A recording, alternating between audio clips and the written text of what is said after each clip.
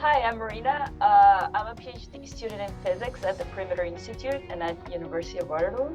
And I'm from Brazil, and I work in the foundations of quantum theory. When I started deciding that I was going to participate in GRADflix, I was worried about my field being a bit far from application.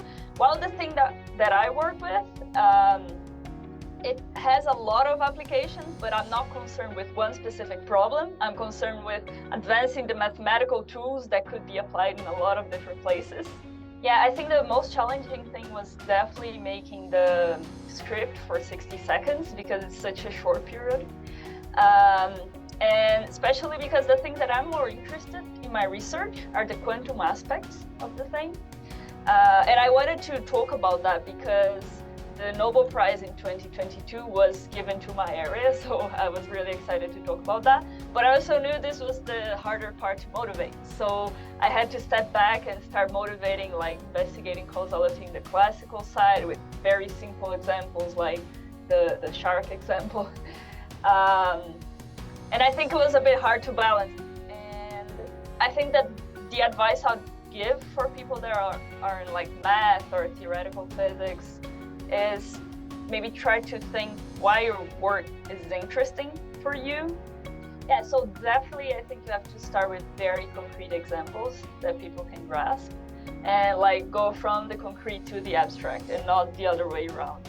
So I first started with a very simple example where we had only 3 variables and there were things that everybody could find a solution to.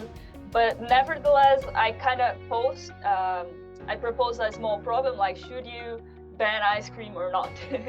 So there is a problem there, even if it's a silly one, but it's something very concrete.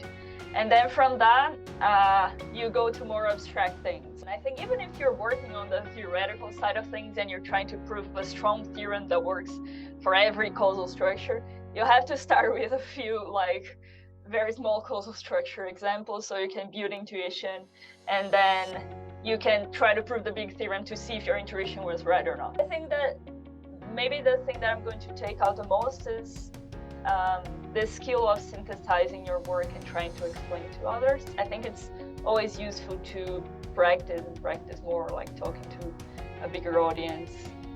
Making this video changed the idea that when I talk to people that are outside of my field, and especially people that are not even in academia, like I'm using this video to send to my family, friends, etc. I try to not go into too much detail, and I try to start from the concrete, like from very concrete examples, like, okay, imagine that you have shark attacks are correlated with ice cream sales, or things like that. If you want to participate in this competition and you want to learn more about how it works, check out the GRADflix website.